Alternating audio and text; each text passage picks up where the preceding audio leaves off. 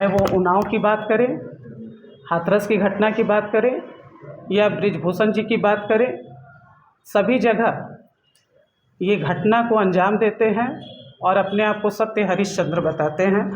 जब से केंद्र की सरकार आई है तब से हम कहीं भी सुरक्षित नहीं हैं।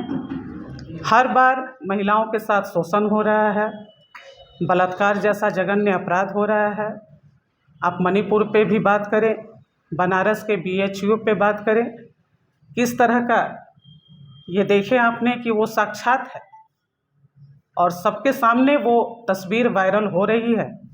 किस तरह से ये BHU का अपराधी मोदी जी के साथ और स्मृति ईरानी के साथ, जो अपने आप को बहुत बड़ी महिलाओं की हितैषी बताती हैं, उनके साथ देखिए कैसे नतमस्तक होकर हमारी बहनों के साथ जो बलात्कार करता है उसे भाजपा सिंहासन पे बैठाने का और उसे मान सम्मान और उसके बचाव का काम करती है।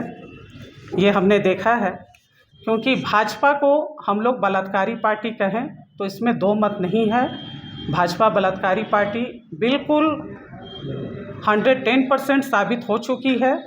और जब से ये केंद्र में आई है, हम अपने घर से भी निकलने में अब हमें सोचना पड़ता है कि अगर हम जा रहे हैं तो हम सुरक्षित अपने घर वापस लौटेंगे या नहीं। क्योंकि अगर मणिपुर में हमारे 2 फौजी भाई सरहद की रखवाली करते हैं और उनकी पत्नियों की रखवाली वहाँ का मुख्यमंत्री नहीं कर पाया, और मोदी जी जो देश के प्रधानमंत्री हैं वो चुप्पी साधे बैठे हुए हैं, तो ये बहुत ही बड़ा दुर्भाग्य है इस देश का कि नारी जो आधी आबादी है वो कहीं भी सुरक्षित नहीं है। मैं आपको बता दूं कि मैंने बताया कि आपको हाथरस, उन्नाव और बृजभूषण जैसे मामले इस संकट की व्यापकता को उजागर करते आ रहे हैं।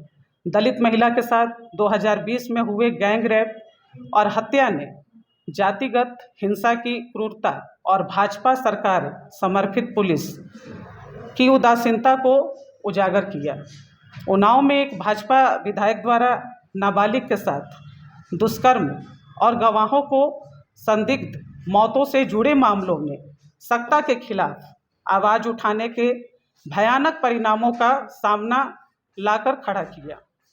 भारतीय कुश्ती संघ के अध्यक्ष बृजभूषण जी की बात आपसे छिपी नहीं है, जिसमें झारखंड प्रदेश महिला कांग्रेस भी शामिल हुई और उनके साथ खड़ा होकर आवाज़ को बुलंद करने का काम की, जिसे देश के प्रधानमंत्री शाबाशी दे रहे थे, ताल ठोक रहे थे कि आप देश की बेटी हैं और हमें गर्व है आप पे। उनके ही सांसद बृजभूषण जी ने किस तरह से उनके साथ शर्मनाक व्यवहार किया और वो मेडल का क्या दाम लगाते हैं, ये आपसे छिपा नहीं है। और भाजपा के इन नेताओं पे कोई कार्रवाई नहीं होती है। देश के प्रधानमंत्री चुप्पी साध कर बैठे हुए हैं। ऐसे अनेकों मामले हैं, चाहे वो झारखंड की बात करें या हम देश के किसी भी राज्य की बात करें। ये सिर्फ खबरें नहीं हैं, बल्कि बेशुमार अनसुनी घटनाओं, खामोश पीड़ा और लाखों लोगों के टूटे सपनों का प्रतिनिधित्व करती है। राष्ट्रीय अपराध रिकॉर्ड ब्यूरो की तस्वीर है। हर दिन कई बलात्कार होते हैं, घरेलू हिंसा की शिकायतें बढ़ी हैं, एसिड हमले और दहेज हत्याएं आज भी जारी हैं। ऐसा नहीं है कि दहेज प्रथा खत्म कर दी गई है इस देश से।